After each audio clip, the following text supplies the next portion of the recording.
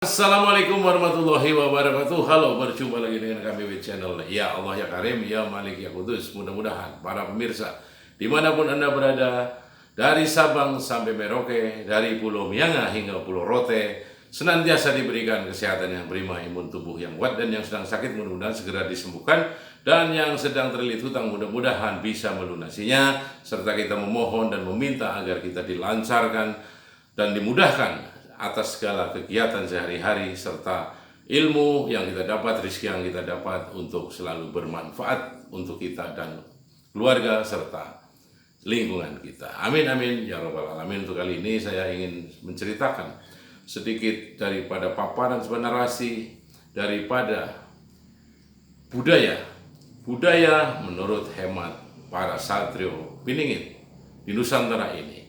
Jadi para satrio Piningit di Nusantara ini sudah mewanti-wanti, memberikan sebuah arahan, sebuah wejangan, sebuah pendidikan dasar, pendidikan moral, dan pendidikan akhlakul karimah, agar kita selalu untuk memberdayakan, mengembangkan, dan namanya mengkonsolidasikan atau menerapkan di dalam kehidupan sehari-hari, agar kita selalu mempertahankan sebuah budaya.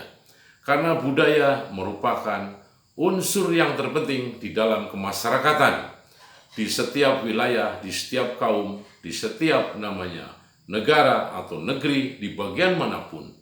Setiap kaum pasti mempunyai namanya budaya. Sedangkan budaya merupakan ciri khas dari sebuah bangsa, ciri khas dari sebuah kaum atau wilayah, serta bahwa budaya itu merupakan peninggalan dari nenek moyang kita sejak dulu, yang harus diwariskan kepada kita, kepada generasi yang akan datang, agar selalu kita memberdayakan budaya tersebut, terutama budaya-budaya yang positif. Nah, budaya yang positif inilah budaya yang sesuai dengan aturan dan juga dengan kelaziman di sebuah wilayah tertentu. Makanya disebut kadang-kadang di mana bumi dipijak, disitulah kita mesti langit dijunjung. Karena apa? Ini adalah adab seorang yang berbudaya. Jadi ketika kita berbudaya, jadi hidup tidak seenake dewe, sekarepe udele dewe, semena-mena kita seenaknya sendiri berlaku atau bertindak yang tidak sesuai dengan koridor serta aturan di wilayah hukum tersebut, sehingga membuat suasana menjadi gaduh. Kan semacam itu. Seperti contohnya, ketika suatu budaya masuk ke suatu wilayah, pasti di situ ada namanya sebuah interaksi. Interaksi di situ pasti seperti namanya sebuah imunitas. Ada satu gejolak di mana ada yang cepat menerima dan ada yang sangat lamban untuk menerima. Nah, itulah yang disebut budaya. Yang penting dari sinilah kita mulai belajar sebuah namanya interaksi dan kolaborasi, atau yang penting jangan sampai budaya itu menjadi sebuah intervensi. Intervensi kan sesuatu yang tidak bagus, karena memaksakan sebuah kehendak, padahal mungkin masyarakat tersebut tidak berkehendak alias menolak. Sehingga budaya itu harus kita filter, harus kita saring, mana budaya yang baik, mana yang positif, dan mana yang pas, dan namanya cocok untuk digunakan dan dipakai menjadi sebuah aturan atau sebuah kelaziman dalam kita berkehidupan yang sesuai tersebut dan enak, serta hasilnya pun positif untuk semua yang ada berimbas kepada sekitarnya, membuat bahwa kita menjadi manusia yang banyak bisa berkarya, karya cipta, karya rasa, dan karya yang selainnya dan lain sebagainya, agar membuat satu peradaban yang betul-betul sesuai dengan namanya kaidah-kaidah atau norma-norma di wilayah tersebut. Seperti dulu masuknya Islam ke tanah Jawa ini kan dibawa oleh Syekh Subakir, yang berjumpa atau berdialog dengan Sabto Palon Noyo Genggong yang sebagai danyangnya tanah Jawa. Nah, para Satrio Piningit ini selalu memberikan atau membawa sebuah budaya yang positif, budaya yang sesuai dengan aturan dan tatanan di wilayah tersebut. Nah, yang penting kita itu jangan selalu menampik atau menolak bahwa sesuatu sebelum dikaji dan dijabarkan serta diteliti secara seksama sudah bicara bahwa itu adalah buruk. Belum tentu buruk. Nah, makanya kan kita harus melalui sebuah permusyawaratan, biasanya oleh ketua-ketua adat ataupun ketua kampung saat itu. Ya itulah yang disebut para Satrio Piningit terdahulu tadi. Ketika kita ada sebuah budaya masuk, selalu dikaji, disaring, difilter. Jangan mentang-mentang itu budaya katanya dari sini situ.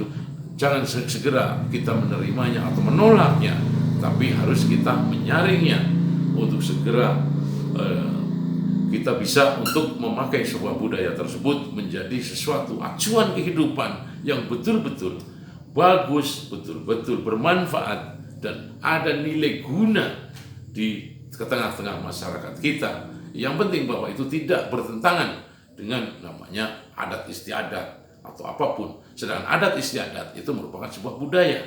Budaya adalah ciri khas, ciri dari sebuah negeri atau ciri dari sebuah kaum. Sehingga bahwa budaya merupakan juga sebagai pertahanan. Menurut para Satrio Piningit, bahwa budaya merupakan benteng pertahanan terakhir dari sebuah negeri. Bagaimana Nusantara ini ketika tidak mempunyai budaya?